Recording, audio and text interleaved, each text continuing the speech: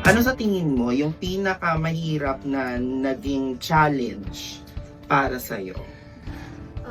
Ang pinakamahirap na naging challenge ko, syempre unang-una, wala talaga akong idea or wala talaga akong kumbaga experience sa trabaho na to. Pero dahil mismo willing akong matuto, ayun. At syempre, lahat naman sa una may pagkakamali. Pero yun, sa pagkakamali na yun, doon tayo natututo. Hindi madali ang pagiging travel agent. Exactly. Masasabi natin na kapag ang isang tao is willing matuto, kahit wala tayong alam dyan, and kahit hindi natin expertise yung ganyang larangan, if you are really willing to learn, then definitely, for as long as your heart is open, your mind is open for another knowledge, then definitely matututunan at matututunan mo naman. So, everything in this world naman can be acquired. Kaya nating matutunan for as long as talagang nandyan yung full dedication mo to learn something. And how was the experience? Like, ano yung pinaka masasabi mo na pinaka the best na naging experience mo dito na tumulong sa'yong mag-grow as a person and also as a travel agent? Bali, nung na-hire ako mismo, wala talaga akong idea kung ano po ba yung mga trabaho ng travel agency. Kasi mismo nung sa Pinas pa lang ako, hindi ko naman to inisip na magkaka-work ako ng pagiging travel agent. And how do you maintain their loyalty? Or paano mo sila napapanatili sa'yo? Doon unang-una, syempre, ang brand name natin, Paslisaran, doon tayo kasi kilala tayo kung paano tayo mag-assist ng client.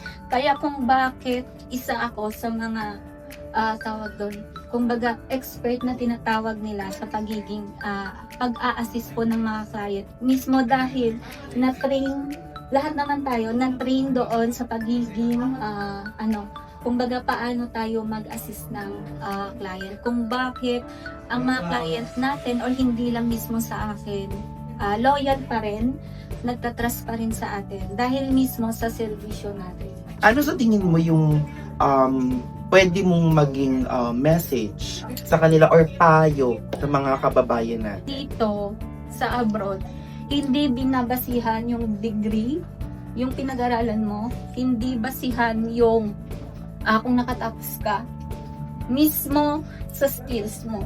Kung saan ka magaling, kung saan ka marunong, at dito dapat marunong kang matuto.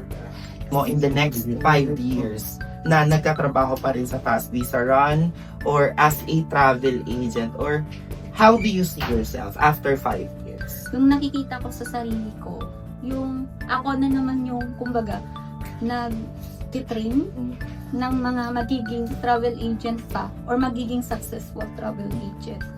At syempre lahat ng natutunan ko, pwede kong matulong sa kanila or kumbaga gawin kong sarili kong inspirasyon dahil hindi naman talaga lahat naman tayo pag hindi tayo nagsa-start sa kumbaga training. Hindi man ta agad-agad expert, diba? Hindi naman talaga agad tayong magiging successful. Basta dito, yun, willing lang talagang matuto.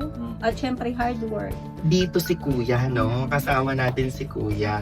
Siguro, tanungin din natin si Kuya kung ano yung mga naging experience niya dito sa UAE before ka pa niya no? So, nag-start po ako sa normal lang na kitchen helper hanggang sa nagtiyaga, natuto, hanggang sa narating ko yung kung ano ako ngayon. Diba? Ngayon sana po ako manager sa branch ng namin po sa Arjan branch. Kamusta po? Ano pong masasabi niyo? Maganda po ba dito? Maganda. Maganda dito. Kahit 3 times lang ako nakalabas. Ano ang one thing na pinaka-proud ka sa ila? Love nila. Ha? Love ko nila. Love ka nila. Walangga kagit nila, no? Amo na gani isa mo lang yung kambal kay Ma'am Deza nga makadto ka, di ba? Book da yung ticket. Message ka sa mga kabataan mo. Especially kay Ma'am Deza, kay Sir Aris. Stay lang sila sa Japan. Stay lang Japan, no?